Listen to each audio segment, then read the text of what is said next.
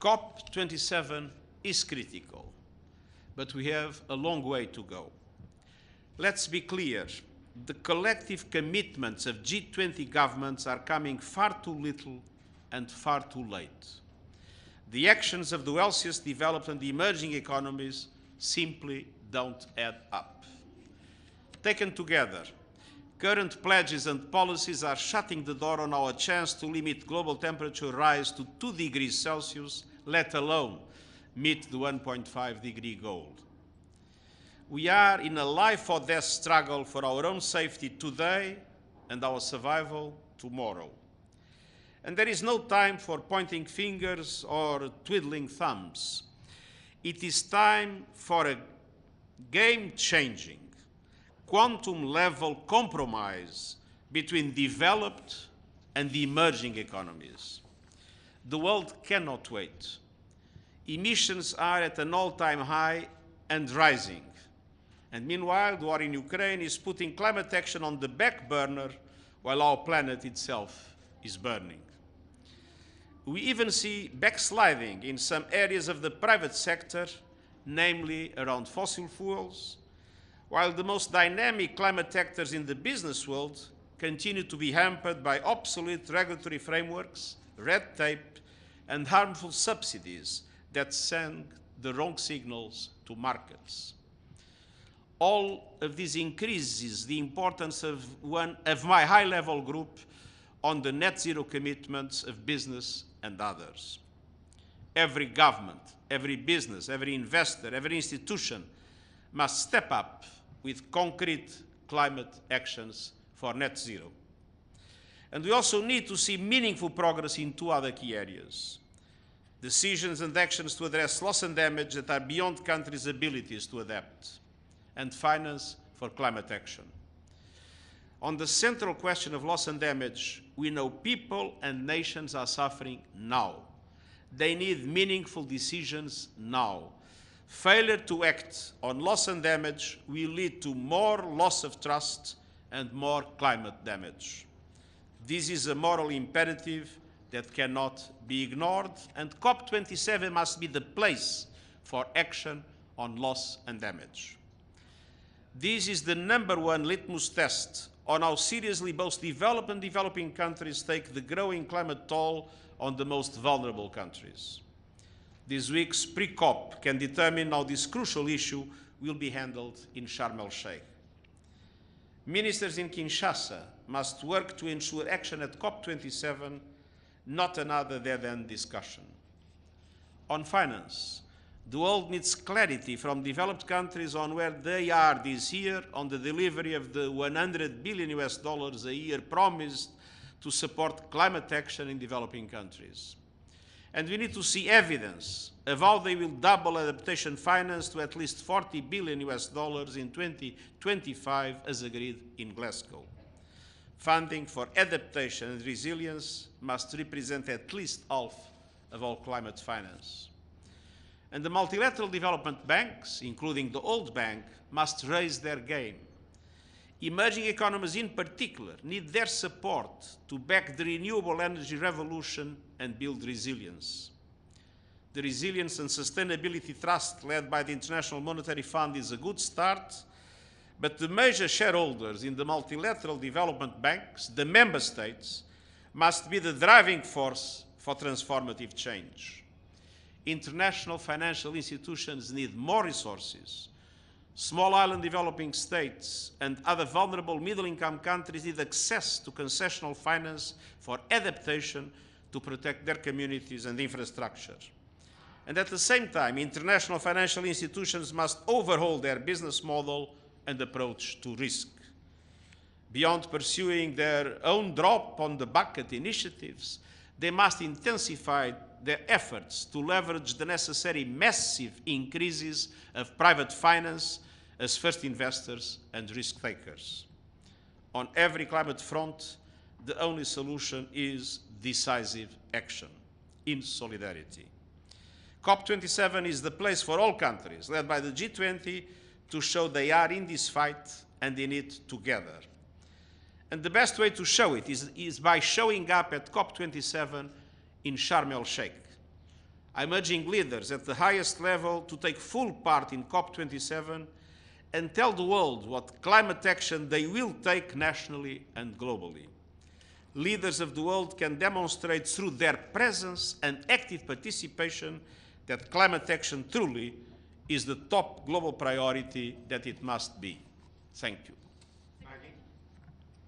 Secretary General, on the financing, we're at the doorstep of a global recession, and there's a war in Europe. So when the G20 meets, do you really think they're going to have their checkbooks out?